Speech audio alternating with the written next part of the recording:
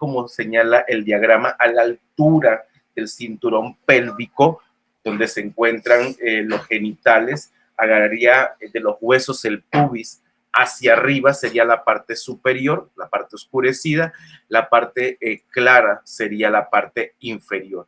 Entonces, si yo tuviese una lesión en la pierna derecha, ¿a cuál le correspondería? Parte anterior de la pierna derecha. ¿A qué plano le correspondería? ¿O a qué plano le correspondería? Parte anterior, muslo derecho. Ahí tienen los... Al plano frontal. ¿Cómo? Al frontal. ¿Cuál más? Al transversal. No, no, no. Al horizontal. ¿Y cuál más? Al anterior, plano anterior. Sería frontal porque se encontraría en la parte anterior. Sería sagital porque se encuentra del lado derecho. Y sería horizontal porque está en la parte inferior. ¿Es correcto?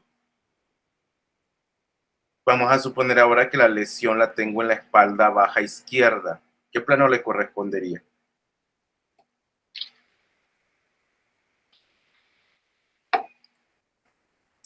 Ahí los tienen escritos, los tres planos. Estoy diciendo espalda baja izquierda. Bueno, yo diría que la parte frontal. Correcto. La sagital y la horizontal. También aquí sería posterior, sagital izquierda y horizontal superior. ¿Alguna duda con estos tres primeros planos? ¿Algo que no les haya quedado claro?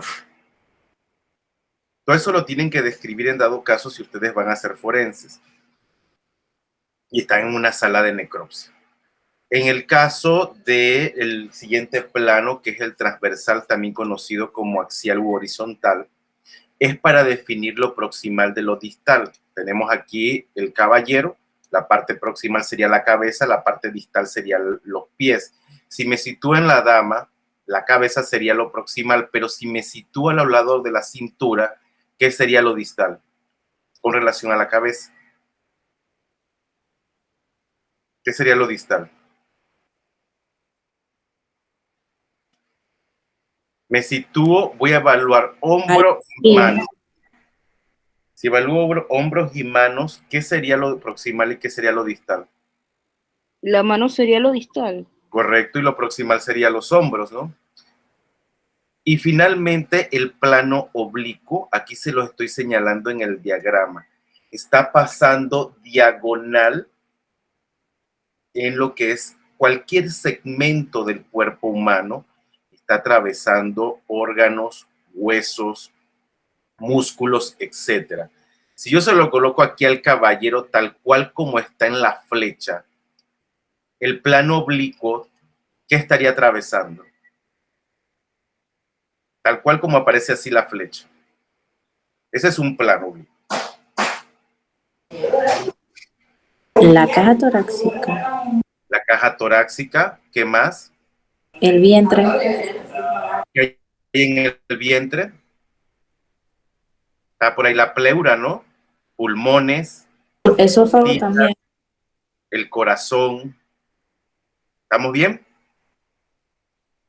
¿Se comprende el plano oblicuo? Entonces, sobre todo es para ubicar lesiones internas en el cuerpo. O si hubo orificio de entrada de bala, uno puede decir que de acuerdo al plano oblicuo, la bala quedó incrustada en el corazón, por decir algo. Porque sobre todo las personas que son muy obesas, cuando entra la bala en la grasa, se relanteliza, ¿cómo se dice el término? Como que se va deteniendo la velocidad y comienza la bala a navegar en la propia grasa y no necesariamente sale la bala. Es interesante eso y se puede alojar en cualquiera de los órganos internos del cuerpo humano. ¿Dudas? ¿Vamos bien? Señores. ¿Todo bien? Jania, Nicole, Abdiel, ¿todo bien? Muy bien, entonces ahora sí iniciamos la tercera etapa del proceso identificatorio. Ya mencioné las 5 preguntas que está conformado y empiezo con las 2 primeras. Si es hueso o no, si es humano o no. Esas son las 2 primeras preguntas. Y como les he comentado a lo largo de la historia de la antropología física forense, se requiere de un conocimiento a profundidad tanto de la anatomía como la morfología ósea, la topografía, morfología, conocer los accidentes geográficos tanto de las epífisis proximales y distales, las diáfisis, todos los rasgos que conlleva un hueso en particular. Interesante, por ejemplo, las imágenes que ustedes ven arriba tienen que ver con rocas ígneas metamórficas y la última de la derecha, que son las sedimentarias. Cuando los huesos se encuentran en un contexto durante mucho tiempo donde hay roca sedimentaria, la roca sedimentaria tiende a adoptar la forma del mismo hueso. Entonces, si usted tiene alguna duda, destraba un pequeño segmento de lo que usted considera que puede ser hueso, lo coloca en la planta de las manos y lo comienza a frotar. Si se convierte en sedimentos, entonces estaremos frente a una roca sedimentaria. En el caso de los huesos de animales, particularmente tendríamos problemas, sobre todo con los huesos de nuestra familia. ¿Quiénes son nuestra familia?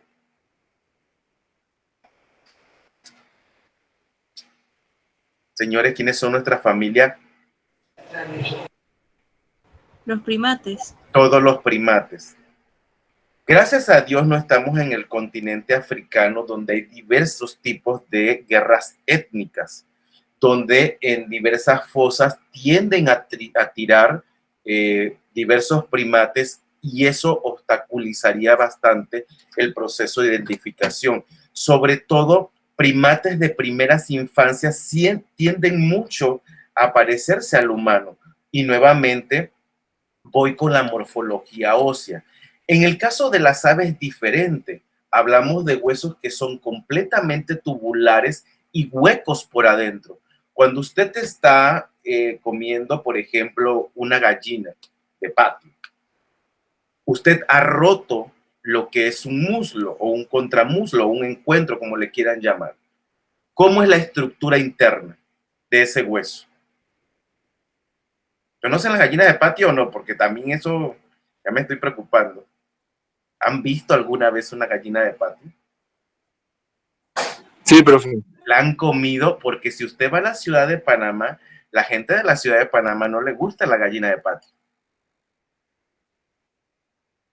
¿Han visto cómo, Sí, profe, se la comieron.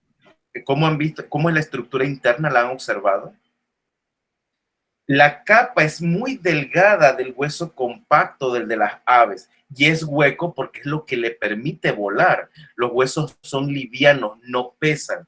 A diferencia, por ejemplo, de los primates, antes de entrar a estos primates, por ejemplo, el hueso de la tibia de puerco es muy parecida a los adolescentes humanos, pero nuevamente me tengo que referir a la parte de la epífisis proximal y distal, que es donde uno puede encontrar la diferencia.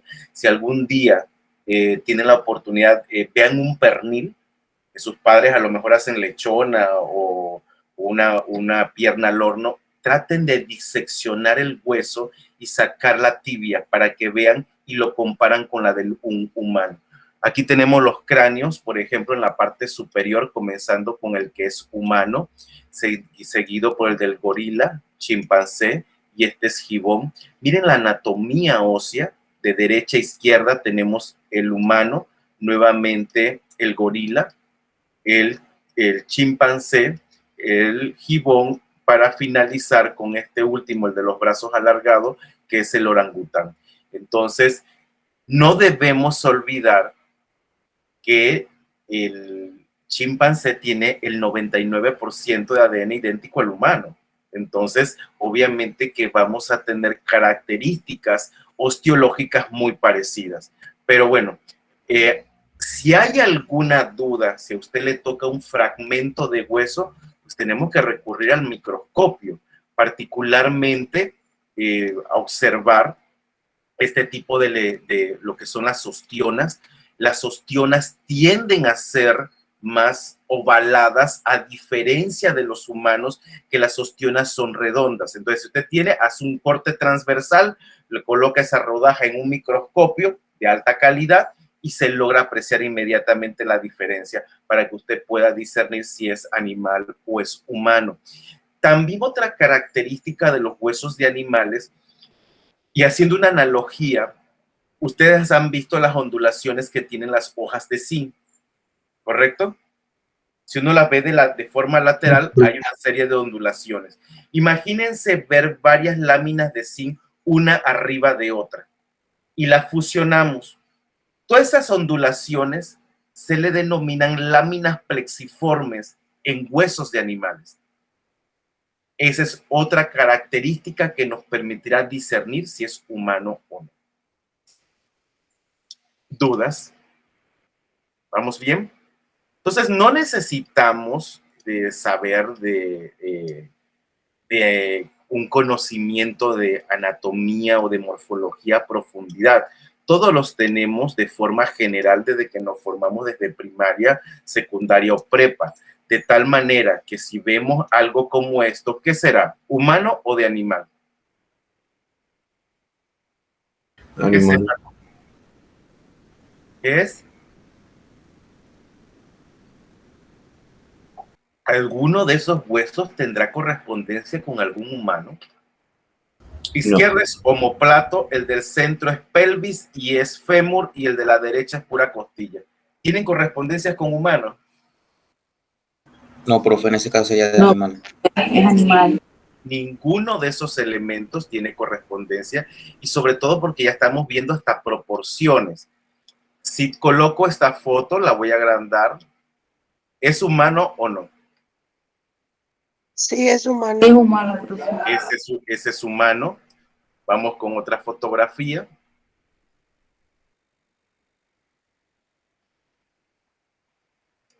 ¿Humano o de animal?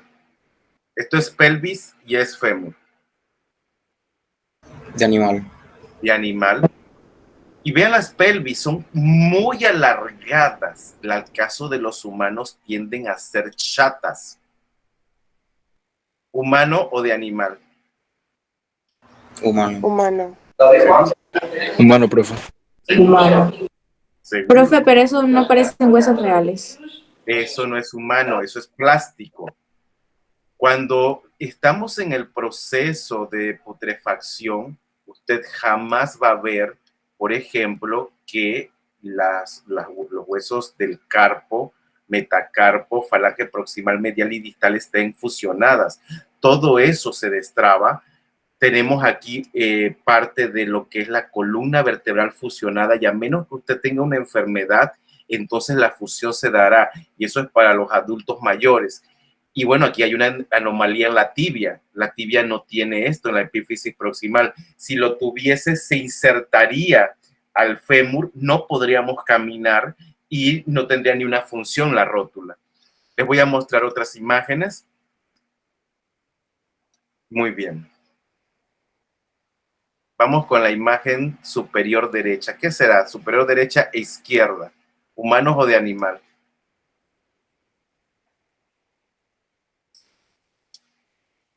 ¿Esto qué será? De animales, profe. Todo esto es de animal. Parecen de como dinosaurios, ¿no? El de la izquierda es dinosaurio y el de la derecha es un basurero de huesos animales. ¿Humano o de animal?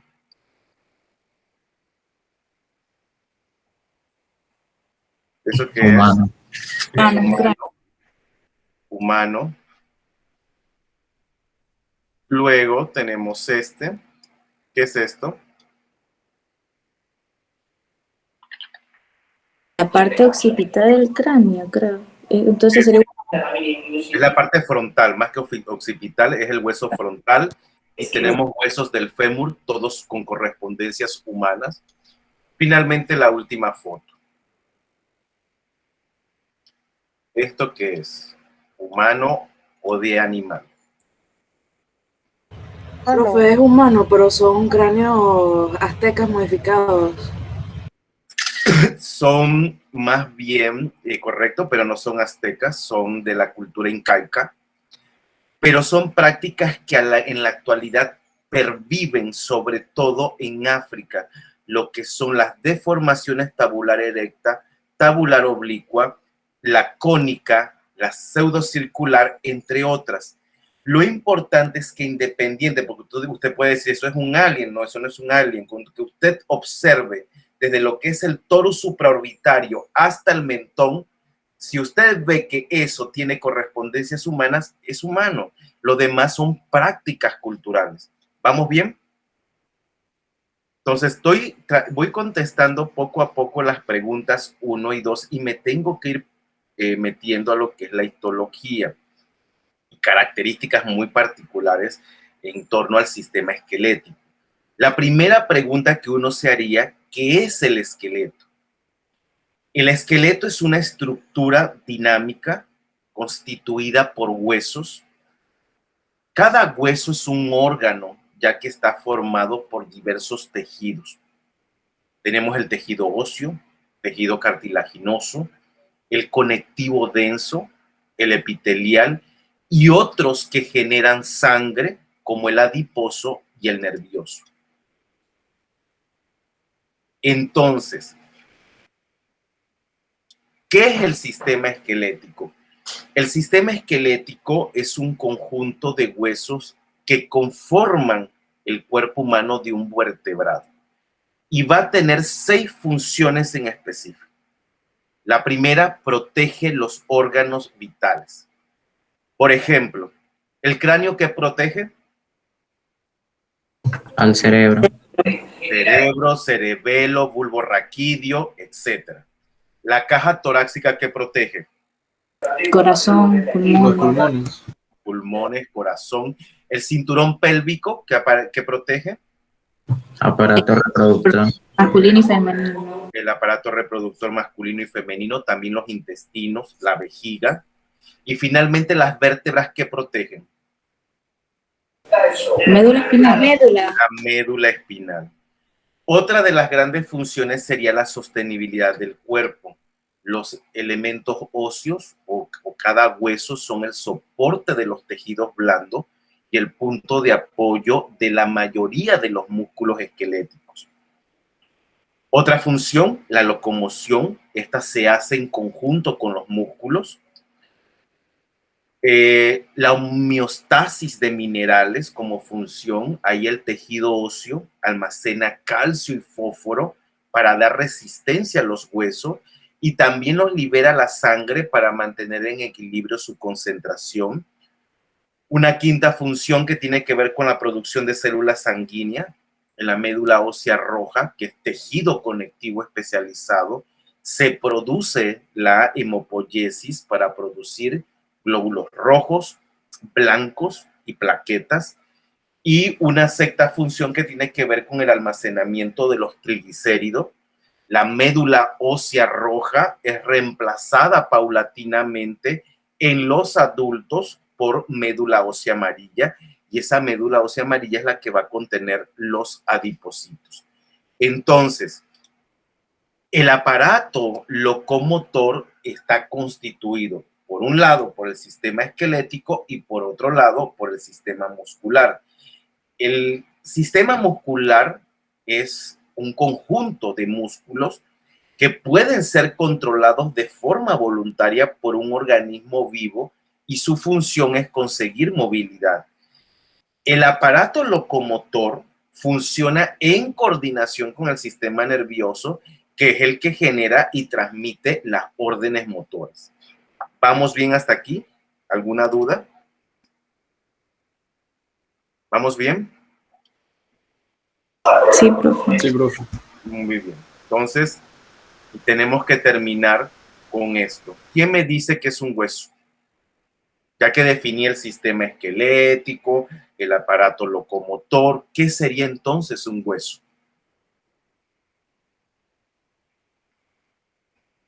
¿Qué sería con todo lo que han escuchado?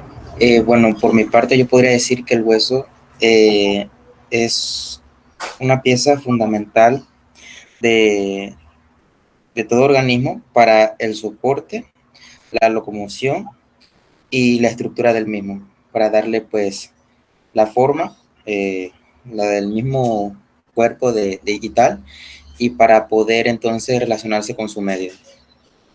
¿Es un órgano? Es una pregunta, ¿es un órgano?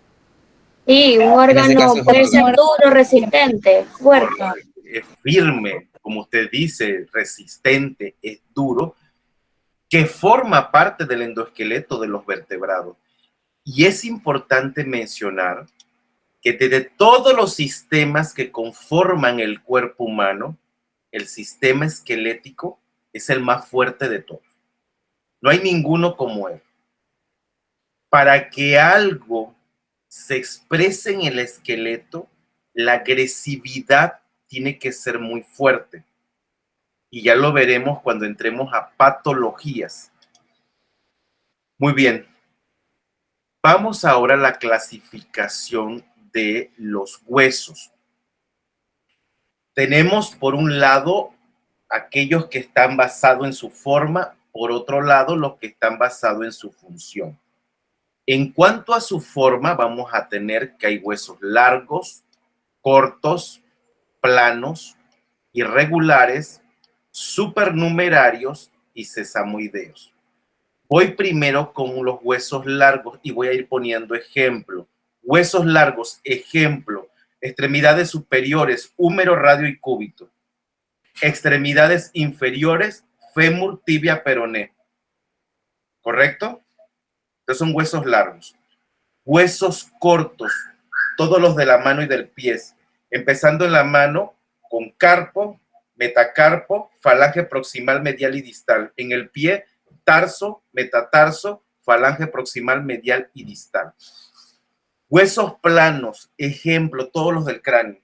Occipital, parietal, temporal, frontal, me voy a la caja torácica, esternón, costillas, en el cinturón del omóplato, el omóplato, y en el cinturón pélvico estaría la pelvis. También en el cinturón del omóplato, la clavícula. ¿Alguna duda allí? Son bastantes los huesos planos. Irregulares, las 33 vértebras que conforman la columna vertebral, las 7 cervicales, las 12 dorsales, las 5 lumbares, las 5 sacras y las 4 coxillas. En el caso de los sesamoideos tenemos la rótula y como huesos supernumerarios me voy a situar acá con la flecha. Esta es la sutura sagital y esta es la sutura landoidea. En la landoidea a veces se llegan a formar esos huesecitos en forma redondeada que pueden ir en el orden de 1 hasta 7 o 8. Eso se le denomina caracteres epigenéticos, es decir, que son heredados también ancestralmente. Cuando aparecen ese tipo de huesos se le denominan huesos guarnianos. Cuando ese hueso guarniano aparece donde estoy colocando la flecha, que es la intersección de la sutura sagital con la occipital, se le denomina hueso inca. ¿Vamos bien? ¿Algo no se ha entendido? Profe, ¿podría repetir eso, por favor? ¿Cómo era? Guarnianos. Guarnianos, aquí está escrito. Estamos en la parte posterior del cráneo. Esta es la sutura sagital y esta es la landoidea. ¿Estamos de acuerdo? Ahí donde estoy señalando, todo esto es landoidea, que también se le conoce como sutura occipital, ¿eh? Entonces, aquí se llegan a formar este tipo de huesecitos que yo les estoy señalando con la flecha. A ellos se les denominan huesos guarnianos. Y estaba explicando que cuando aparece, si ven la intersección que hay aquí entre la sutura sagital y la landoidea, si se logra observar la intersección, el cruce pues entre ambas, de las dos suturas. Sí, profe. Allí cuando se forma ese hueso que usted ve del lado izquierdo se puede llegar a formar en esa intersección. Cuando se forma se le denomina hueso inca. ¿Vamos bien? ¿Alguna duda? Sí, profe. De aquí, en los huesos que se basan en su función, repiten los huesos irregulares, repiten los huesos largos, los huesos planos, los huesos sesamoideos y los huesos cortos. Van a aparecer dos nuevas categorías, los huesos neumatizados y los huesos accesorios. Voy a empezar con los huesos planos. Estos huesos contienen dos capas delgadas de hueso cortical. Entre esas dos capas de hueso cortical está una capa de hueso esponjoso. Y, por ejemplo, en los huesos de la cavidad craneal, a estas estructuras se le denominan diploe.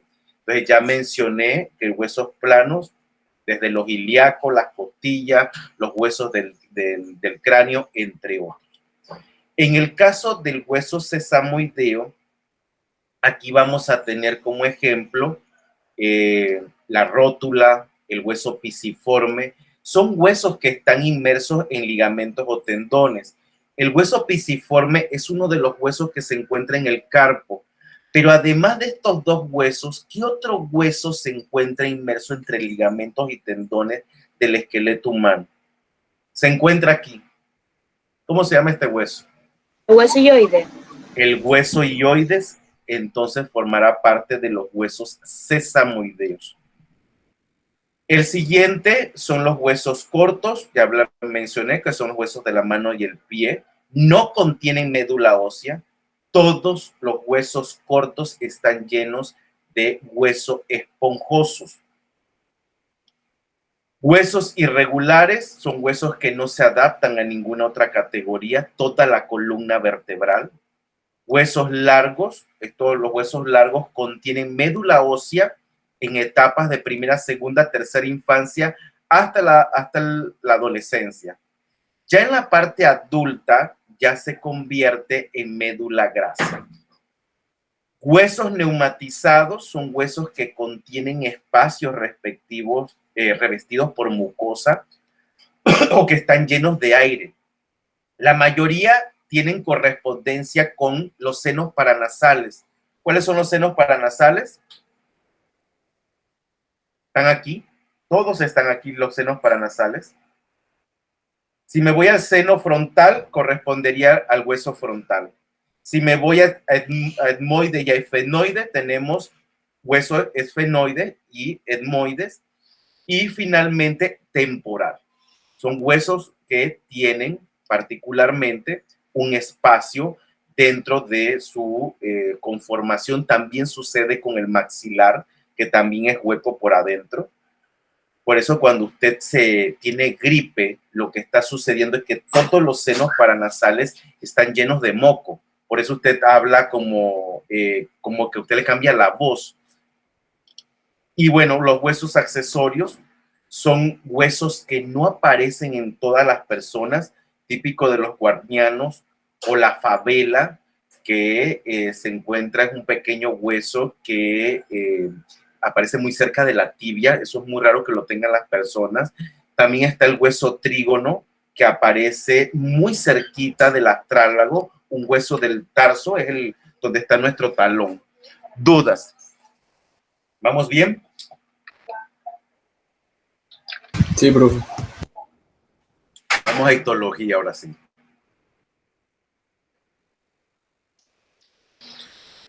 %, de la conformación del esqueleto humano es hueso compacto, 20% es hueso esponjoso.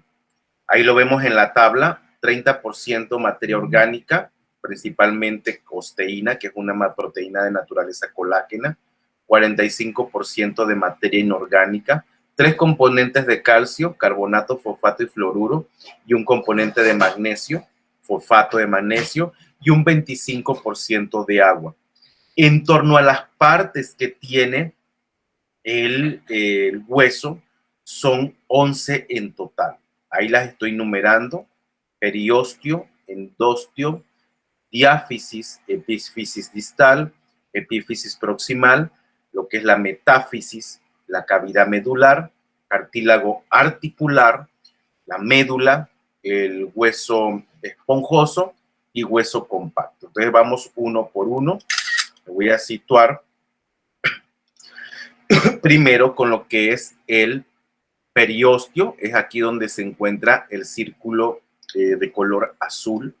El periósteo es una capa resistente de tejido conectivo denso que rodea la superficie ósea que no tiene cartílago articular. Cuando usted toca su brazo, es lo que siente. Eso es el periósteo. Protege al hueso, participa en la reparación de fracturas, colabora en la nutrición del hueso y sirve como punto de inserción de tendones y ligamentos. Si me voy a la parte interna, me sitúo en el círculo de color rosa, tendríamos el endostio. El endostio es la capa que recubre la cavidad medular y contiene células formadoras de hueso. ¿Estamos bien con estas dos primeras partes? Estoy en la capa interna y la capa externa del hueso, periósteo y endostio. Me muevo del lado izquierdo. Tenemos epífisis proximal, epífisis distal y finalmente la diáfisis. Tanto la epífisis distal como la epífisis proximal son los extremos proximal y distal del hueso. En el caso de la diáfisis es el cuerpo o porción cilíndrica del hueso. Entonces, ven las fronteras que hay aquí. Hasta aquí llega la diáfisis, casi hasta el cuello de la cabeza. De igual forma, la diáfisis llega hasta el cuello de los cóndilos del hueso. La frontera que ustedes ven aquí donde yo estoy señalando, tanto en la parte inferior como en la parte superior, es decir, unión, casi la unión entre epífisis proximal con la diáfisis, o bien la frontera entre epífisis distal con la diáfisis, a esto se le denomina metáfisis. Y la metáfisis tiene entre aproximadamente unos 2 milímetros. ¿Se entiende esa parte? Señores, ¿se entendió lo de la metáfisis? Sí, profesor. Sí, profe. Cavidad medular. Voy con la de color amarillo. La cavidad medular es el espacio interno de las diáfisis que contiene a la médula ósea amarilla grasa. Posteriormente me voy al cartílago articular, que sería el círculo de color verde.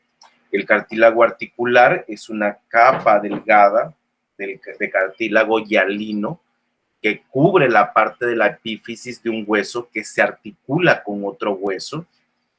Médula ósea amarilla, aquí la tenemos, señalado con el círculo de color negro.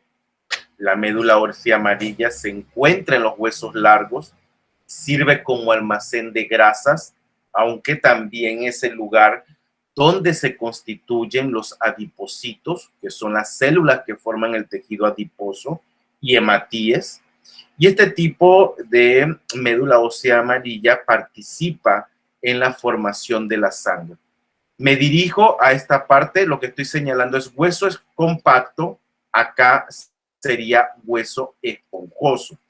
El hueso esponjoso se le conoce también como hueso trabecular o lamelar. Es un tejido de los huesos que está conformado internamente por una variedad de láminas o trabéculas que se encargan de brindar resistencia al hueso y en especial a la parte ósea donde se encuentran. Aquí tenemos, por ejemplo, cómo se ve en el microscopio tanto el hueso esponjoso del lado izquierdo como del lado derecho el hueso compacto. En el caso del hueso compacto se le conoce como hueso cortical. Es la parte sólida, dura y más externa del hueso.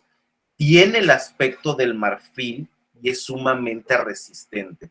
Y su interior está lleno de orificios y canales que son atravesados por vasos sanguíneos o bien nervios.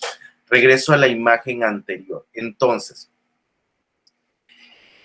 tal cual como estamos nosotros viendo el hueso, de afuera hacia adentro tendríamos periósteo, cartílago articular, hueso es compacto, hueso esponjoso, endostio, cavidad medular y médula ósea amarilla. Ese sería el orden, ¿correcto? Si voy de adentro hacia afuera, sería médula ósea amarilla, cavidad medular, endostio, hueso esponjoso, hueso compacto, cartílago articular, periósteo. Las únicas tres partes que quedan separadas sería epífisis proximal, distal, diáfisis y metáfisis. Serían las 4 partes separadas. ¿Se entendió esto? Lo hice de adentro hacia afuera y luego de afuera hacia adentro. ¿Se comprende? Con toda la confianza del mundo, si algo no se entiende, ustedes saben que estamos a la orden. Profe, ¿podría repetir cómo hizo el hueso de adentro hacia afuera, por favor? De adentro hacia afuera sería médula ósea amarilla, cavidad medular, endostio, hueso esponjoso, hueso compacto, cartílago articular y finalmente el periósteo. ¿Estamos bien? No sé por qué. Nos vamos exclusivamente a lo que es el hueso compacto, ya que el hueso compacto en su estructura, ¿se acuerdan que yo les dije que las ostionas son redondas? Aquí está el diagrama. Entonces, las ostionas es, o que se le conoce también como sistema de Havers, es una unidad anatómica funcional, fundante del tejido óseo compacto cortical, que es aquel que se encuentra en el cuerpo de los huesos largos y alrededor de los huesos esponjosos. Cada ostiona está formada por un conjunto de laminillas concéntricas de tejido óseo compacto que rodean a un conducto central. Ese conducto central se le conoce como canal de Haber. Muevo la flecha, aquí lo estoy situando. El canal de Haber está colocado como eje longitudinal y es paralelo al eje longitudinal del hueso. Por ese centro del canal de Haber pasan los vasos sanguíneos que riegan el tejido óseo. También terminaciones amielínicas que inervan al hueso. Cada laminilla se conoce con el nombre de lamela. Aquí lo estoy señalando en morado. En las 3 imágenes aparece. Aquí serían las lamelas o acá que también las estoy señalando. Entonces, las lamelas es cada laminilla y es por eso que el hueso compacto se le conoce también como hueso lamelar. Cada lamela está formada por láminas de tejido óseo compacto y fibras de colágeno. Las fibras de colágeno se disponen en paralelo entre ellas, pero oblicuas respecto al eje longitudinal del canal de Haber. Las fibras de colágeno de cada lamela están inclinadas en dirección opuesta a la inclinación de la lamela continua y lo podemos ver en la fotografía. Y esta configuración es muy interesante porque es lo que le proporciona alta resistencia a la torsión, que es una de las características más importantes que tiene el hueso compacto. Y a esta resistencia a la torsión contribuyen los cristales de fosfato cálcico que se encuentran alineados entre cada lamela. Y entre cada lamela aparecen unos huecos que se le llaman lagunas. Aquí se lo estoy señalando con, ahorita voy a poner otro diagrama. Aquí en esta imagen en microscopio se ve mucho mejor. Estos espacios son los que están albergando a los osteocitos. Son células óseas que son muy frecuentes en el hueso maduro. Y en las lagunas también pueden observarse osteoblastos, aunque en menor cantidad que en el hueso que es joven o en desarrollo, sobre todo los de las primeras infancias. Aquí les muestro otro diagrama.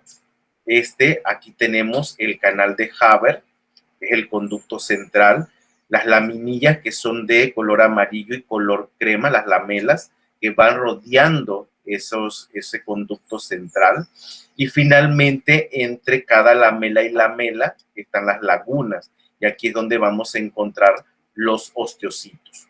¿Dudas? ¿Se entendió?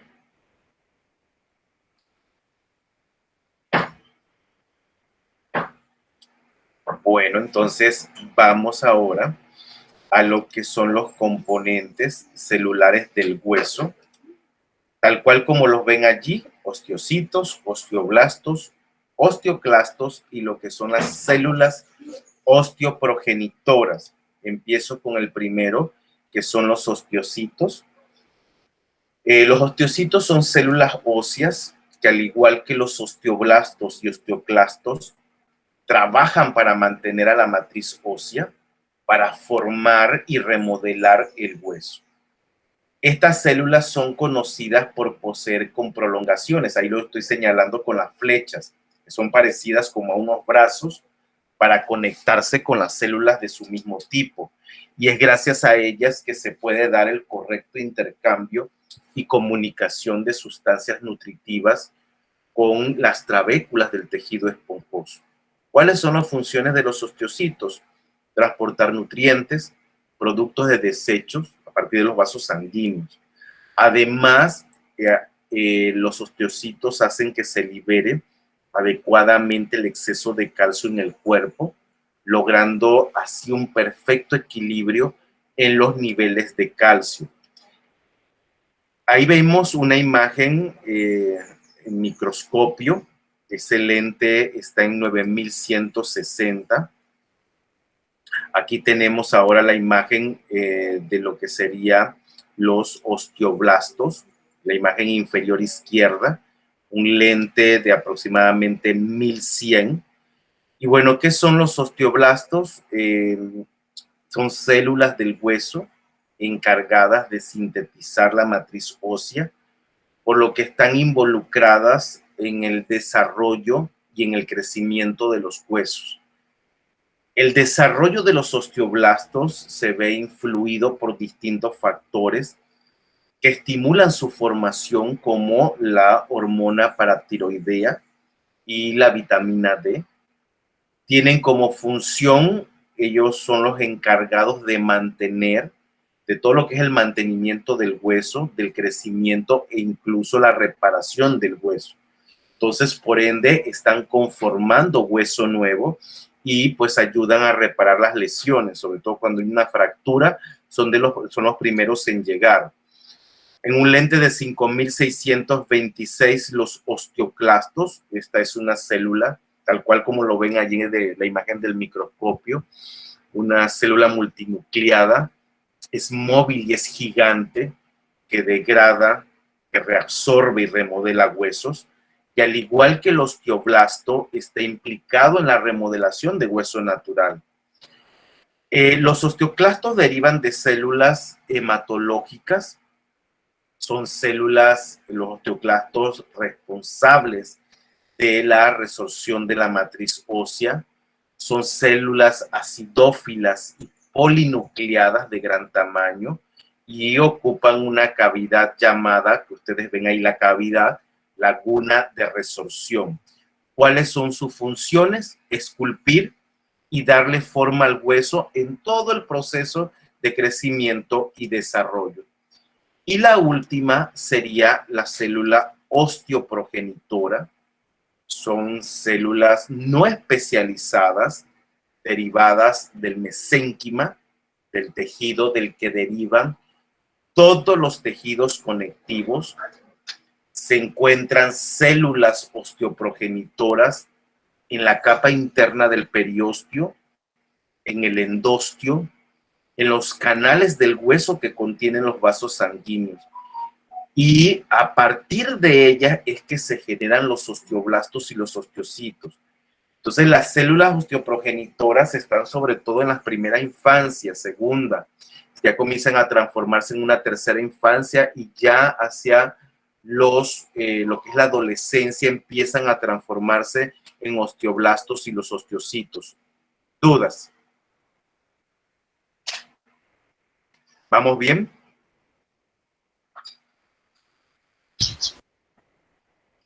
Sí, profe. Sí, profe. Vamos, bueno, con todo esto ya podemos discernir con relación a las dos primeras preguntas, si es hueso o no, si es humano o no. Tercera pregunta, si es antiguo o reciente, si es moderno o no. Y todo estará establecido por el contexto en que se encuentran los entierros, ya sea en una fosa clandestina o en un entierro clandestino. Si usted encuentra, por ejemplo, que en esa fosa hay pintura mural, que hay platos cerámicos, que hay obsidiana, orfebrería en general, cestería, ídolos, obviamente que se va a tratar de un contexto en el pasado. En cambio, si encontramos un cuerpo donde está en alguna etapa de putrefacción, desde lo que están frescos o bien incluso en estados de momificación, es probable que estemos en un contexto reciente, al igual que esta remoción de la tierra en particular, los procesos tafonómicos, tanto culturales como naturales, que nos pueden hablar de que se trata de una actividad reciente. Entonces, no olviden que hay que hacer una relación tanto espacial como temporal entre el espacio geográfico, los indicios y obviamente que el esqueleto para establecer si es antiguo o reciente. ¿Estamos bien? Incluso un individuo esqueletizado, dependiendo en qué contexto se encuentre, no será difícil establecer si es antiguo o reciente. Muy bien, vamos ahora a cuántos huesos están presentes, que es la cuarta pregunta del peritaje. Antes, cuando usted ya llega a la morgue judicial, tal igual como aparece del lado izquierdo, extiende todo el esqueleto, sobre todo porque, como mencioné, lo que usted está contando tiene que aparecer, lo que usted contó, en campo, tiene que aparecer en el laboratorio, porque si algo le falta, usted lo tiene que reportar a la fiscalía, obviamente. Es importante, lastimosamente, el Instituto de Medicina Legal no tiene la infraestructura. Entonces, cuando estaba de coordinador, lo que hacía es que hablaba con el director de la policlínica y en diversas ocasiones se podrían tomar radiografías. Las radiografías son muy importantes, sobre todo si es registro clínico. Tenemos una erupción, por ejemplo, aquí del tercer molar, o bien aquí el faltante de un hueso, de un diente, perdón. Entonces, todos esos registros que tiene el odontólogo nos puede llevar a una individualización esquelética. También cuando se trata de cuerpos que están putrefactos, cuerpos frescos, transición en el esqueleto, podemos observar este tipo de cosas. ¿Qué logran ustedes observar allí? ¿Qué hay allí? La radiografía es muy importante para eso. Profe, esos son como... ¿Qué son? ¿Qué ven allí? Agujas, espinas. Sí, Charlene, efectivamente. Son agujas en el canal vaginal. ¿Y dónde más están las agujas? Están como cerca de la columna, profe. Y también tenemos una insertada en lo que es la cuarta y quinta vértebra lumbar. ¿Se acuerdan que yo les hablé de los mecanismos de tortura? Este es un mecanismo de tortura, ojo. Esto es una radiografía de un cuerpo en México. Muy bien. Aquí yo les estoy mostrando los senos paranasales. Muy bien. ¿Los habían visto anteriormente? El que están viendo es el seno frontal. ¿Habían visto alguna radiografía de los senos paranasales, señores? No, profe, por mi parte no. Nosotros, cuando hablamos de cuerpo humano, nuestras huellas digitales es lo que nos permiten individualizarnos, sea tanto la de las manos como lo de los pies. Bueno, el esqueleto humano también tiene su huella digital y es el que estoy señalando. El seno paranasal inicia aquí. Si se dan cuenta, aquí hay varios compartimentos dentro del seno paranasal frontal. Aquí hay otro que termina aquí. Aquí hay otro. Un cuarto por acá. El quinto, si se dan cuenta, inicia casi a la mitad de la órbita y termina a la mitad de la otra órbita. Y finalmente, en el inicio de la nariz, finalizaría el seno paranasal. No hay ni un seno paranasal idéntico a otra persona en este mundo.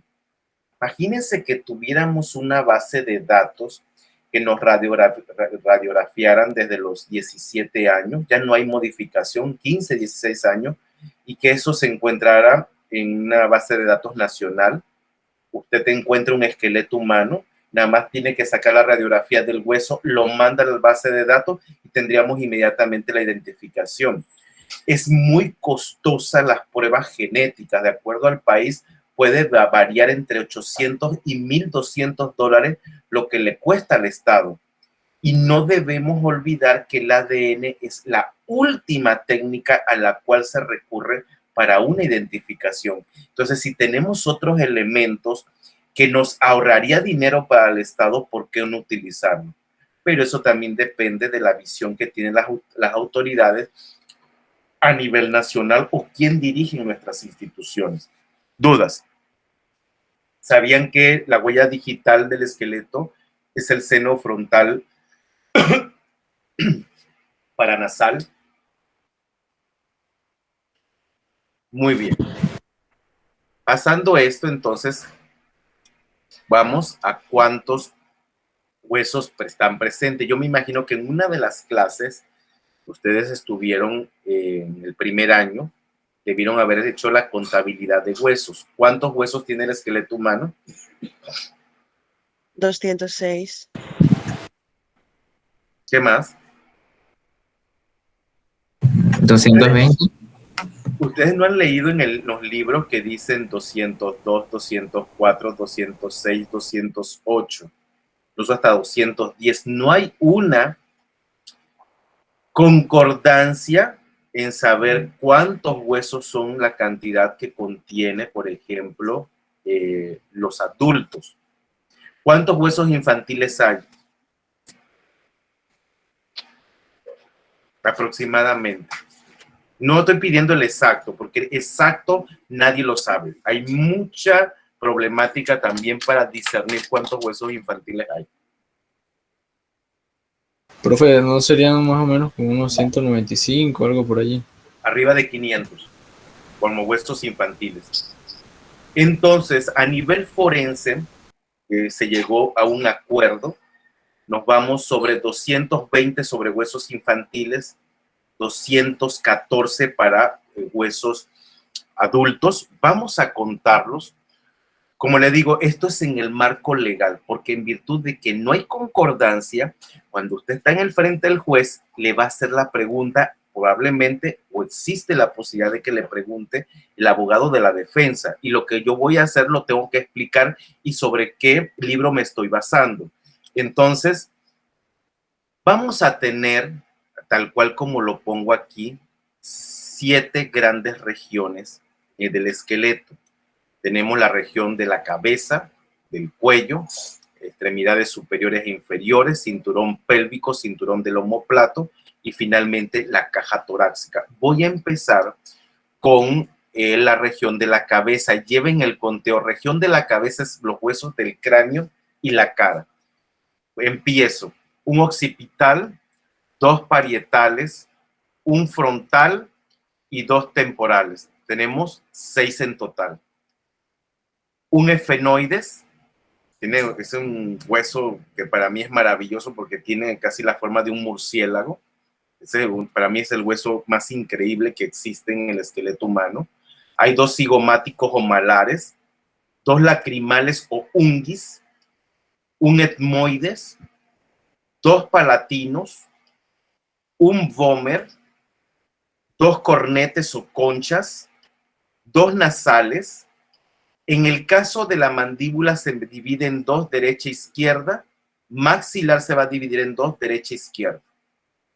Y en el oído vamos a tener 3 de cada lado: martillo, yunque y estribo. ¿Cuánto les da en total? 29. 29, señores. ¿A todos les dio 29? Sí, profe. Bueno, a Muy mí. bien. ¿Cuál es el hueso más pequeño del esqueleto humano? ¿Cuál es el hueso? El estribo, el del oído, el estribo puede ser. El hueso estribo. Acuérdense de la silla de montar, donde uno mete el pie. Allí es el estribo. Ese es el hueso más pequeño de todo el esqueleto humano. Región del cuello, tenemos uno solamente, ya lo mencionaron por allí, hueso hioides. Cinturón del omóplato, tenemos 4 huesos, 2 omóplatos o escápulas, 2 clavículas. Entonces, 1 en la región del cuello, 4 en el cinturón del omóplato. Nos vamos a la región de lo que es la caja torácica. Primero, vamos a tener 12 costillas izquierda, 12 costillas derecha. En el pecho, 3 huesos: manubrio, el cuerpo y el apéndice sifoides. Ahí tenemos 12 y 12 y suman 3. Columna vertebral, 7 cervicales, está en color ahí rojo, 12 dorsales o torácicas, 5 lumbares, está en azul, en amarillo 5 sacras, disculpen, y finalmente las 4 coxigias. ¿Cuánto les da en total? 60. 60 elementos óseos. Me voy hacia la costilla del 1 a la 7. Se le denominan como costillas verdaderas o esternales. ¿Qué quiero decir con eso? Que se unen directamente al esternón y el responsable de esto es el cartílago costal, que une estas costillas con el esternón. Entonces le repito: primera, segunda, tercera, cuarta, quinta, sexta y séptima. Octava, novena y décima son las costillas falsas o esternales. Se unen indirectamente al esternón, uniéndose primero al cartílago costal de la séptima costilla. Onceava y doceava no están unidas al esternón, por ende son costillas flotantes. ¿Estamos bien? 2 particularidades también quiero hacer notar: primera y segunda vértebra cervical. Como son, de verdad, estas 2 vértebras son, a nivel morfológico, son tan diferentes a las otras. La primera se le conoce como atlas, la segunda como axis. Entonces tenemos 60 para la caja torácica. Cinturón pélvico, 3 huesos de cada lado: amarillo ilion, en el celeste isquion y finalmente pubis de color rosado. 3 de cada lado, 6 en total. ¿Vamos bien en el conteo? ¿Para todos? Sí, profe. Muy bien. Entonces, vamos ahora a extremidades superiores: brazo y antebrazo, húmero, radio, cúbito. No se olviden, usted tiene aquí el dedo gordo. Este hueso que viene aquí, para que no haya problemática en identificarlo, este es el radio. El que está aquí es el cúbito. No se olviden de eso. Siempre el que está pegado al dedo gordo de la mano, ese hueso es el radio. Porque ellos se pegan mucho. Entonces a veces le cuesta a las personas el poderlo identificar.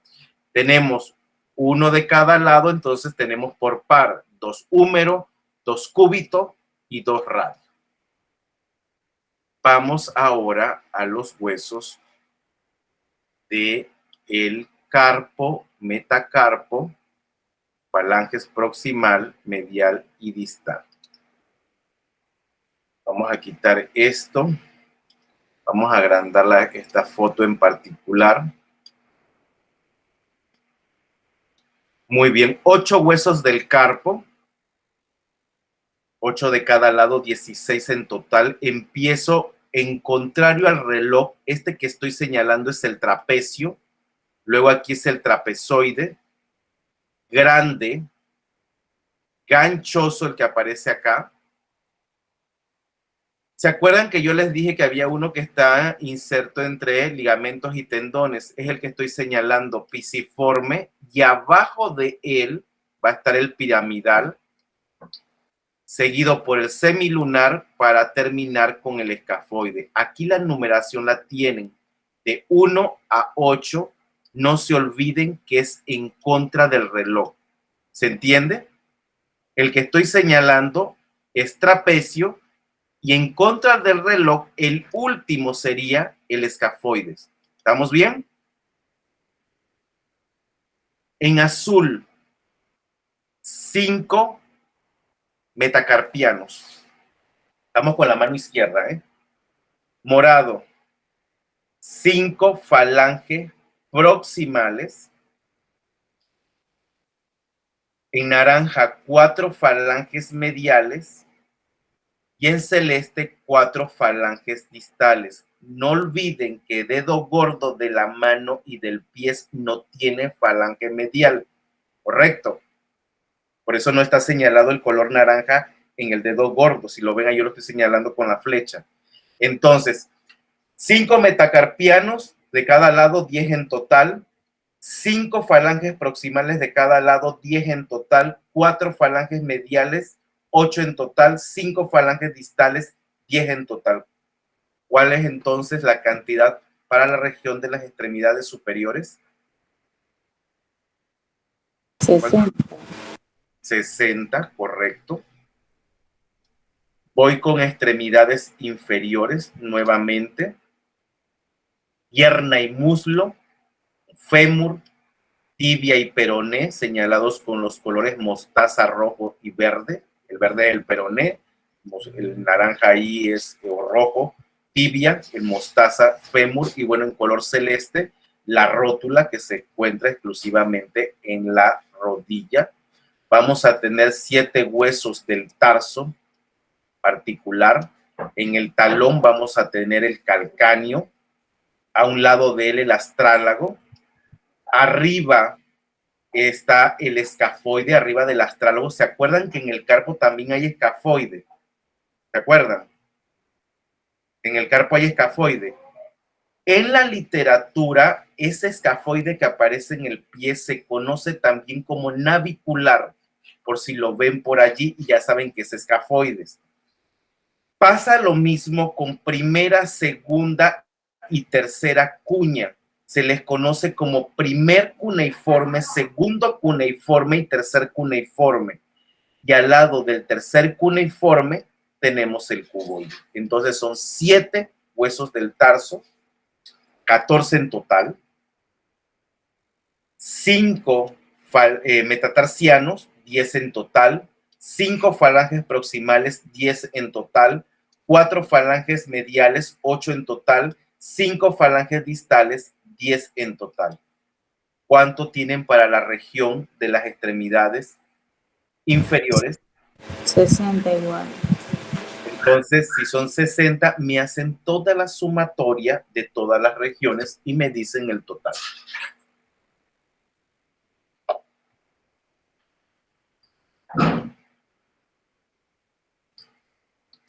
$220, profe. Entonces, Ese es el estándar que nosotros utilizamos para individuos infantiles y sobre todo para no volvernos locos a la hora de hacer, si nos encontramos en un área inhumatoria, huesos infantiles. Si salen más, bienvenido sea, se colocará ahí en el informe. Ahora bien, tenemos que manubrio, cuerpo y apéndice sifoides en la etapa adulta, bueno, ya desde prácticamente lo que es la adolescencia, esos tres huesos se fusionan en uno y se convierten en el esternón. ¿Es correcto? Perdimos dos huesos. ¿Correcto? ¿Se entiende esto de que perdimos dos huesos? Tres huesos se fusionan y queda uno que es el esternón. ¿Se entiende o no? Dígame sí o no, porque si no yo Sí, no me... profe, se entiende. Muy bien. Misma lógica para ilion, isquion y pubis. Tres de cada lado se fusionan y dan origen al hueso coxal o pélvico. Perdí 2 y 2. Entonces tenemos 6 huesos que perdimos. De 220 menos 6 me dará 214 y sobre 214 nos vamos en el ámbito legal para los individuos adultos. ¿Dudas? ¿Vamos bien? Nada más quiero saber si vamos bien. Sí, profe. Muy bien. Especificaciones muy particulares. Este libro yo lo tengo, es maravilloso. Yo no sé si ustedes lo conocen. Para especificar los huesos de la órbita. En la órbita, el primer hueso, si voy de la parte interna hacia afuera, tendríamos el unguis o lacrimal. Luego tendríamos en un color morado claro el lacrimal, perdón, el etmoides. Uno muy pequeño que está en rosado, no sé si lo logran observar, si lo logran ver, el que estoy señalando con la flecha. Es uno pequeñito rosadito, ese es el palatino. El color naranja que está acá arriba, estoy señalando con la flecha, es el efenoides, obviamente dentro de la región de la órbita que está en azul, que es el frontal. En este color naranja más fuerte, el cigomático o malar, y al lado de él, en color verde, vamos a tener el maxilar. Entonces, 7 huesos son los que forman la región de la órbita. ¿Dudas con esto? ¿Todo bien? ¿O hago de nuevo la explicación? Todo bien. Todo bien. Región de la nariz. Tenemos 5 huesos en total. Empiezo con el de color naranja, el nasal. Luego me voy con el color morado. Estas son las conchas nasales, tanto superiores, las inferiores están acá abajo. Son las conchas nasales o los cornetes. Este que está aquí, también color morado, que va en línea recta, ese es el etmoides. Si se dan cuenta, el etmoides aparece tanto en la región de la órbita como en la región de la nariz. Siguiendo esa línea recta, tenemos hacia el final, color también como un naranja, pequeñito, ese es el vómer. Y finalmente en color verde, que también va a estar en la región de la nariz como en la región de la órbita, el hueso maxilar. Finalmente, como ya los mencioné, 3 huesecillos del oído, martillo, yunques y estribo. Ya haciendo la contabilización total de los huesos, acuérdense que si tienen muchos huesos adultos, muchos cuerpos, entonces usted tendrá que, si tiene 10 cuerpos, multiplique 10 por 214 y tiene que contar toda esa cantidad total de huesos en la propia fosa. Por eso el trabajo es bastante lento. Vamos a la quinta pregunta. ¿Cuántos individuos son? Y esto va a depender de los huesos impares que vamos a tener en el esqueleto. Claves para establecer el número mínimo de individuos. El cráneo, por ejemplo, el atlas y el axis, el esternón, el sacro. Esos huesos impares son los claves. Si yo encuentro lo que ustedes ven aquí en esta área inhumatoria, ¿cuánto sería el número mínimo de individuos?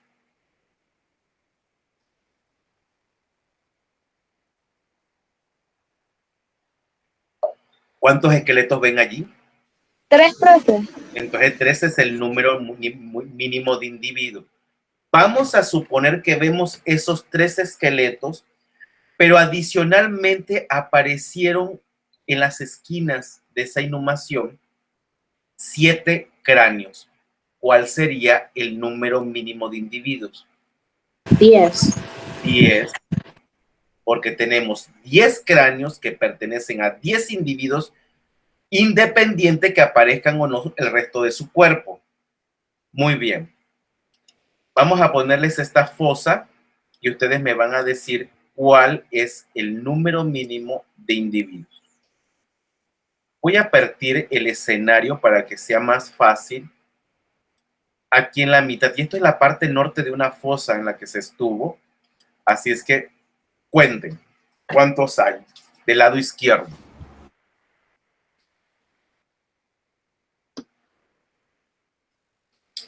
4. 4. Vamos del lado derecho, ¿cuántos hay?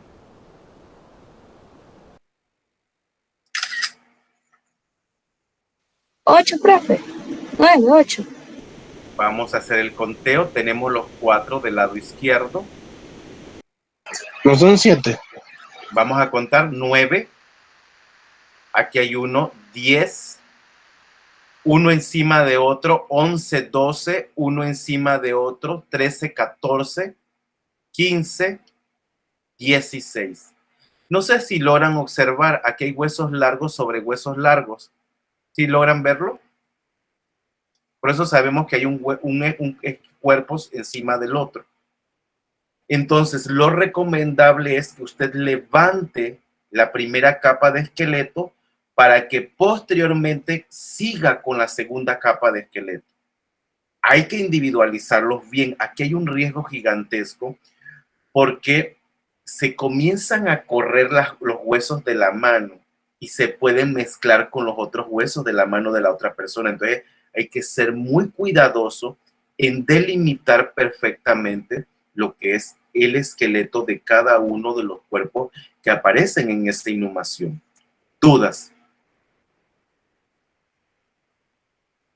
¿Alguna duda?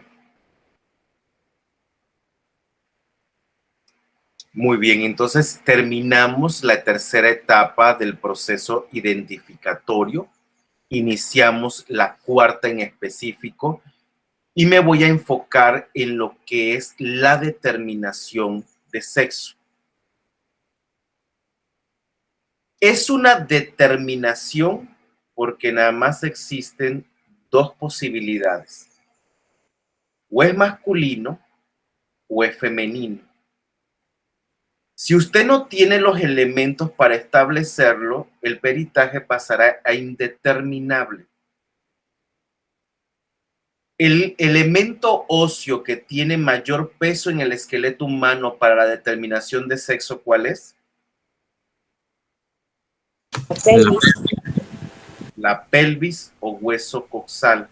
Si ella no está, es indeterminable. Todavía para finales del siglo XX, huesos de cráneo, huesos como el fémur, el húmero, el maxilar, la mandíbula, eran funcionales para la determinación de sexo. Pero si ustedes caminan por la universidad o bien van al campo, usted puede observar caballeros con características gráciles y mujeres con características robustas. ¿Es cierto o falso? Cierto. Y así como se ve la robusticidad, se refleja en el esqueleto humano. Por eso el cráneo ya no es viable. Usted puede tener un cráneo con características femeninas y resulta ser que es masculino. Entonces, no se arriesgue a colocar en el peritaje algo que usted no está seguro. Por eso les dije, si la pelvis no aparece, el peritaje aparecerá como indeterminable. ¿Estamos de acuerdo? Para no matricularnos, porque si no, nos pueden fregar en el juicio. Que el joven en cuestión es un transgénero. Usted se podrá haber capado o usted se pudo haber puesto pipí Pero el esqueleto jamás va a mentir. Usted es macho o es hembra, independientemente de que anatómicamente usted se haya hecho lo que quiera. ¿Es correcto o no? El esqueleto jamás va a mentir. Sí, profe. Entonces, vamos a hacer una matriz. Una matriz es un cuadro que va a aparecer como título la determinación de sexo. En la primera columna usted colocará hueso, segunda columna rasgo morfológico, tercera, cuarta y columna masculino, femenino. Ahorita regreso que voy por agua, en lo que ustedes van haciendo la matriz. ¿Alguna duda con la matriz? ¿O algo que no se haya entendido? Bueno, te regreso entonces.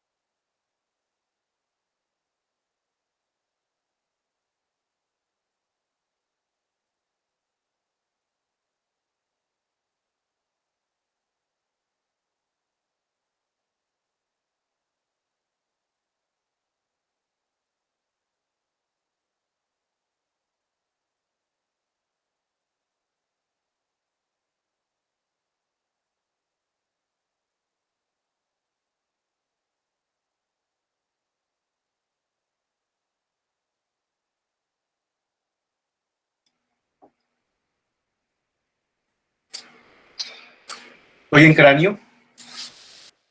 Toda esta parte de lo que es la cabeza. Primer punto aquí en la parte posterior. La parte más elevada se le denomina opistocráneo. Señores, tantense, que es lo bueno, uno tiene que conocer el cuerpo. ¿Qué tenemos acá atrás? Como un chipote, un chichón. Los caballeros, eso es muy particular en los caballeros. ¿Ya se lo encontraron o no? Sí, profe. Esa sería la protuberancia. La protuberancia anular. El punto más elevado es el opistocráneo, es prominente en hombres, desvanecido en mujer. Detrás de la oreja, aquí, está la apófisis mastoidea, grande y prominente en hombres, pequeñas y gráciles en mujeres. En esta línea aquí se le llama torus supraorbitario, prominente en hombres, desvanecido en mujer, y en el centro tenemos la glabela, que también va a ser prominente en hombres y desvanecido en mujer. Órbita. Ahorita les voy a enseñar los huesos. Primero estoy mencionando las características y se las voy a volver a repetir, pero quiero señalárselas para que sepan dónde ubicarlas. Forma de la órbita es cuadrada en hombres, redonda en mujeres. Y este borde que está acá en la parte superior de la órbita es romo en hombres, filoso en mujeres. De hecho, usted puede colocarse guantes Y cuando tengan un cráneo, tengan mucho cuidado con un cráneo femenino, porque si usted pasa su dedo, la yema, sin guantes en la órbita femenina, le va a cortar la yema y le va a sacar sangre. Tenga mucho cuidado. Muy bien, ahora sí voy con la fotografía.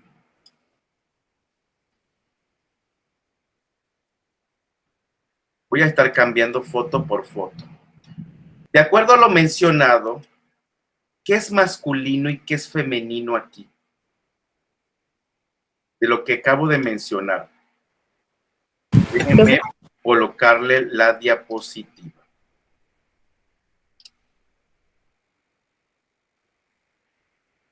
Ahora sí. ¿Qué sería masculino y qué sería femenino? Me voy con el opistocráneo. ¿Dónde está? En el cráneo de A la izquierda. Del lado izquierdo, ojo, observen.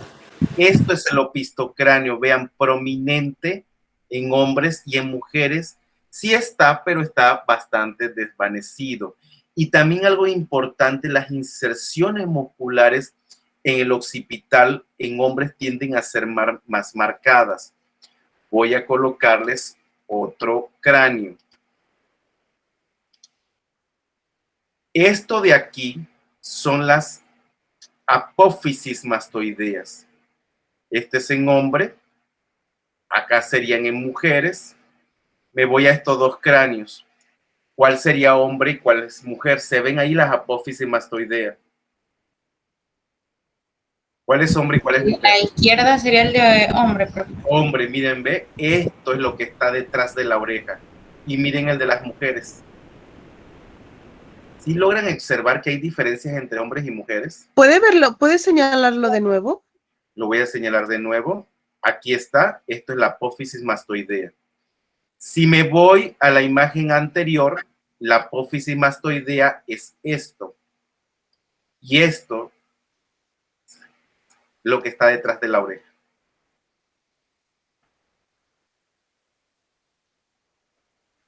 Órbita.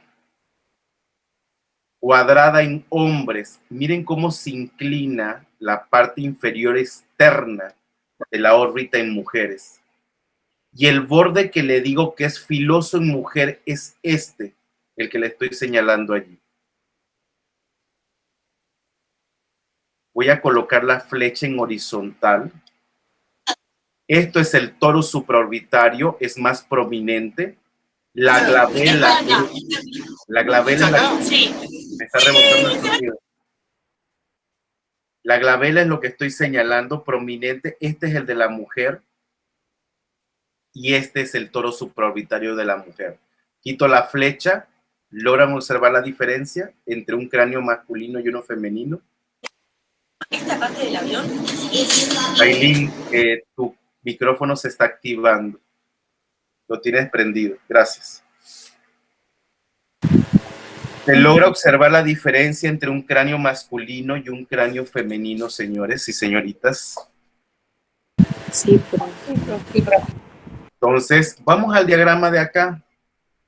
Aquí ya están haciéndose los señalamientos en torno a la forma de la órbita, lo que es la glabela. Ahora me voy al maxilar. ¿Ven diferencias en ese maxilar? Hombre y mujer. Sí, profe.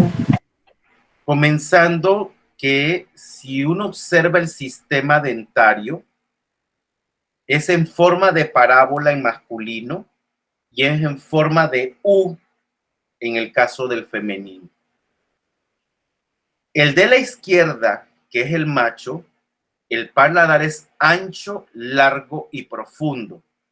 El que estoy señalando con la flecha, que es el femenino, el paladar es estrecho, corto y poco profundo. Tengo curiosidad, ¿les habían enseñado a determinar sexo en esqueleto? No, profe. Muy bien. De cráneo no, profe, pero de la pelvis sí. Ok, ahorita vamos a la pelvis. ¿Se entiende? Maxilar. Sí, profe. Ese paladar es en forma de N en el femenino, en forma triangular en el masculino.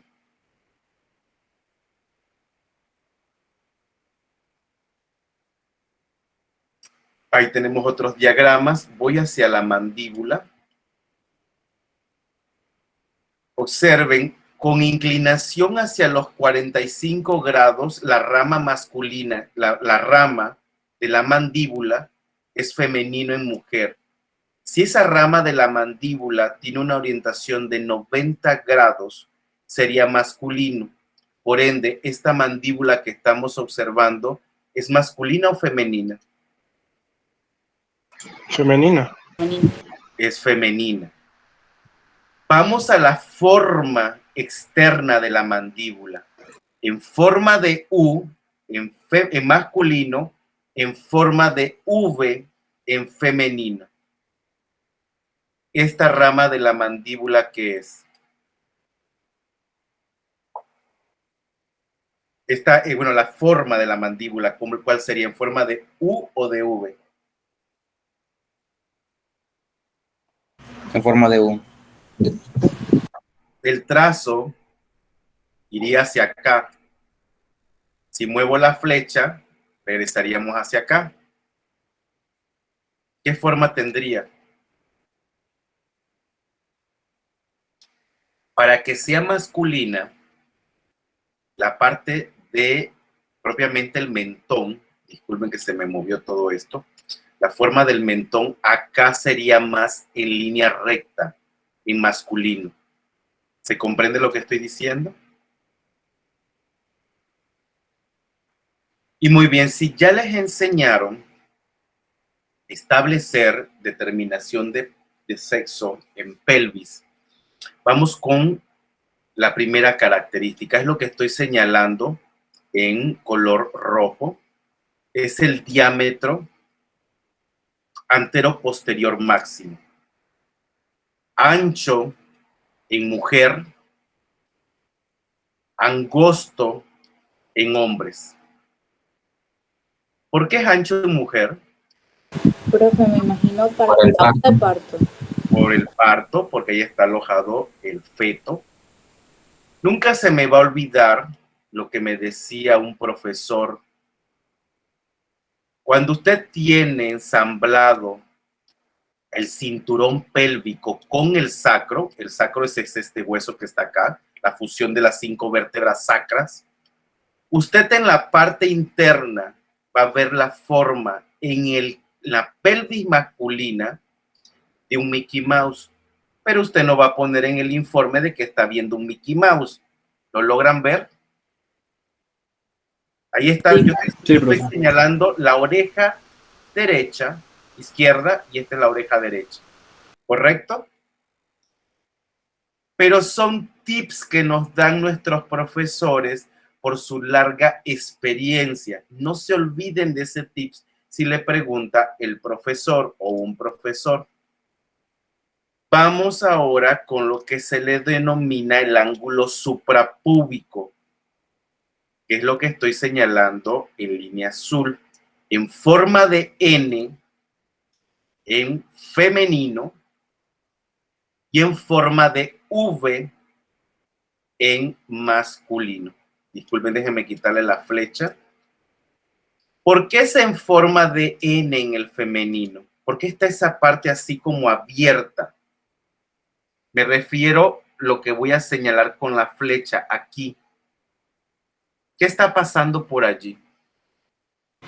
Profe, eso sería para que la articulación púbica no tenga que hacer tanto, no se tenga que separar tanto durante el proceso de parto. Por ese ángulo es que pasa en la cabeza del feto. Por eso es abierta completamente. Dicho lo anterior, ¿quién me dice que es femenino y que es masculino aquí? Izquierda femenino, derecho más. Derecha masculino. Derecho creo que... Sí, ya Paola ahí lo comentó. Siguientes características. ¿Cómo se llaman estas? ¿Estas se la enseñaron?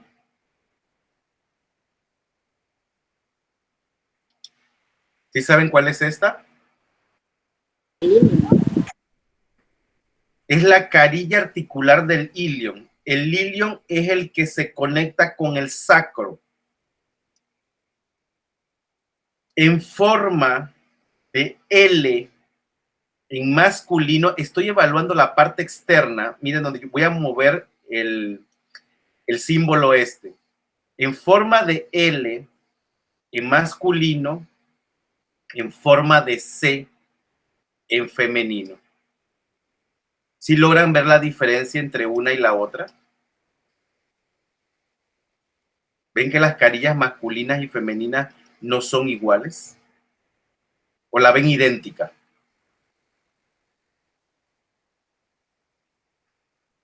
La L está bastante marcada en la imagen superior. La de abajo, en la parte externa, es la que se asemeja a una C. ¿Se entiende? Yo estoy evaluando, voy a mover de nuevo este diseño.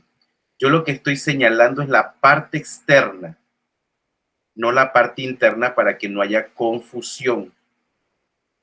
Esta también se la debieron haber enseñado, que es la escotadura ciática mayor, ancha en mujeres, angosta en hombres. Ahí que es masculino y que es femenino. Lo estoy señalando con las flechas amarillas y azules. Toda esa apertura que ustedes ven allí, ancha en femenina, angosta en masculino. ¿Qué es masculino y qué es femenino? ¿O será del mismo sexo? Quizás el ángulo de la imagen inferior no ayude, pero el de arriba sí. El de arriba, ¿qué será? ¿Masculino o femenino? Sería masculino. Masculino. Femenino, profe. Masculino, y el de abajo es femenino. Tiene que estar bien abierta para que sea femenino. Tenemos pared del ilíaco. Observen, una es masculina y la otra es femenina. Le voy a quitar el símbolo.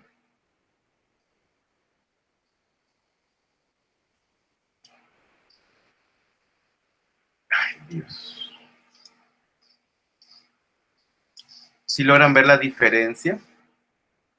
En el hombre es en forma de L.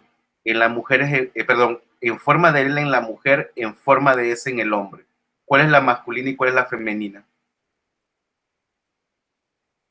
La de la izquierda es la femenina, la de la derecha es la masculina. Correcto. ¿Sí logran apreciar la diferencia, señores? ¿Esta característica también se la enseñaron o no? Profe, yo lo veo igual. Observe que no, es que la S de la derecha está más pronunciada. Es una S invertida, al igual que la L es invertida. O sea, usted tiene una L que es así, la otra sería así, ¿no? ¿Es correcto? ¿O usted la ve igual? Mire la pared. Una es más ancha y la otra es más delgada. ¿La sigue viendo igual? Sí, pero lo que usted...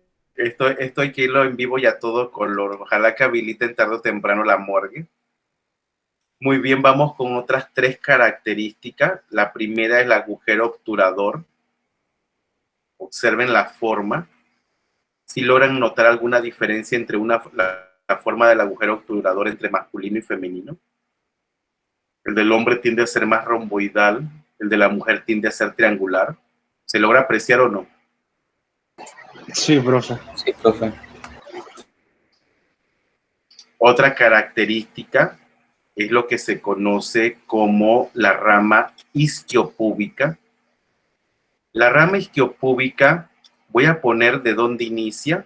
Aquí estaría iniciando la rama isquiopúbica. Y aquí estaría finalizando. Comparen los dos huesos. En hombre, la rama isquiopúbica es ancha, en la mujer es delgada. ¿Logran ver la diferencia entre uno y otro? Paola, ahora sí ves la diferencia o no. Esa está bien marcada. Sí, profe, este está más fácil. Ese está más marcado, es masculino el de la izquierda, y vamos a seguir sobre ese. El siguiente rasgo es la presencia de arco ventral. El arco ventral es esto que estoy cerrando aquí con las flechas azules. Esto es el arco ventral. ¿En la mujer está? No, profe, no se logra ver. O bueno, por lo menos yo no lo veo. Entonces, arco ventral presente en masculino, ausente en mujer. ¿Estamos bien? Entonces, si yo les pongo esta imagen, ¿es masculino o femenino? Masculino. ¿Qué ven allí? Con la forma de Mickey. Sin fíjense, sin describir ninguna característica. Y le digo que estos son aprendizajes para lo largo de la vida. Usted monta todo el cinturón pélvico y ya sabe que es macho. Ya luego comienza a describir. En la mujer no se ve lo que ustedes están viendo allí. ¿Se ve o no? Sí, profe. Muy bien. ¿Alguna duda, señores? ¿Alguna duda? Profe, era si me podía repetir lo que dijo del arco ventral. El arco ventral es presente en hombres, ausente en mujer. Hasta aquí es el ejercicio número 2. ¿Será completamente de esta clase, profe? Solamente hasta aquí ya no les puedo dar más información porque después vamos al peritaje de la estimación de edad, estatura y ancestros, y eso es mucho material también. Pero hasta aquí sería el ejercicio número 2. Debido al éxito obtenido en el parcial número 1, el parcial número 2 es presencial. Prepárense, señores, van a tener más tiempo, ya no va a ser cronometrado. Los ejercicios sí se mantienen cronometrados, pero el parcial 2 es presencial. ¿Dudas? Muy probablemente va a ser en la mañana. De lunes a viernes, ¿qué día en las mañanas tienen libres?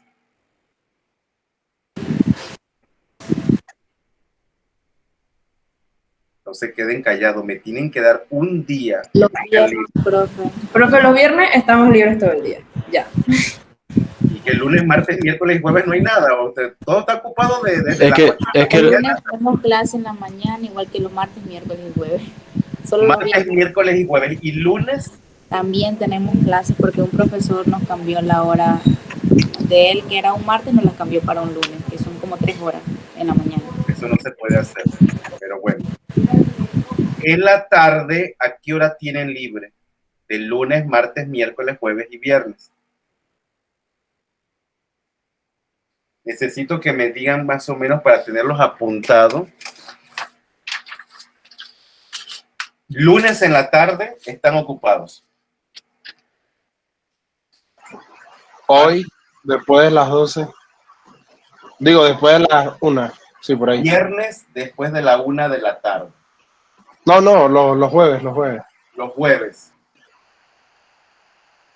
Luego, digo, yo le estoy diciendo porque ir a esta hora a la universidad y que te encuentres en un salón va a ser difícil. Sí, profe, de hecho yo estaba allá ahorita y todos los salones estaban llenos. Sí, yo sé que eso no funciona en la Facultad de Medicina. Yo tengo que ir hacia otra facultad, sea la de al lado que es enfermería o hacia la Facultad de Humanidad. Mientras que el edificio no lo terminen de construir, realmente eso es un colapso. Bueno, jueves tienen de 1 a 3 de la tarde, por ejemplo, libre. ¿Qué otro día? Viernes, literal, no tenemos clase. Viernes libre todo el día. Perfecto, entonces sobre eso me voy a guiar, ya que la fecha del examen parcial número 2 va a cambiar. ¿Alguna duda? ¿Algo que no tengan claro? Ya tienen todas sus evaluaciones, tanto sí, el parcial 2 sería de la clase 2 y 3. O sea, 3 y 4. Ay, qué boba. 3 y 4. Hágase cuenta que ahorita yo no he dado el material completo del parcial 2. Nada más tenemos ahorita el material, la mitad del parcial 2, lo que es la clase de hoy, que corresponde al ejercicio número 2. Vale, entonces para el parcial 2 aún Hágase falta cuenta una que en el parcial 2 yo inicio desde los planos anatómicos y tengo que terminar hasta la estimación de estatura. Eso no lo han visto, ni estimar estatura, ni estimar ancestro, ni estimar... así que el contenido del parcial 2 aún no ha empezado. No ha terminado. Ya yo le di la mitad del material. La mitad del material es desde los planos anatómicos hasta la determinación de sexo. Ese es el ejercicio 2, mitad del parcial 2. Todavía no he terminado lo del parcial número 2. Pero yo ya sé que es bastante material y les va a dar tiempo para que ustedes puedan transcribir. Entonces, importante, tienen ya toda la evaluación del módulo 1. Ya está su ejercicio, su parcial y su taller evaluado y se encuentran desde hace mucho tiempo en la plataforma UNACHI. Ustedes tienen que estar pendientes de sus calificaciones y más porque el trabajo yo se lo mando al coordinador y el coordinador se lo manda a ustedes. Entonces, cuando usted vea su calificación, verifique que sea la que aparece en la plataforma. ¿Estamos bien? Así que estamos completos hasta el momento. ¿Alguna duda? Hemos terminado por el día de hoy, señores. ¿Cómo van por el taller?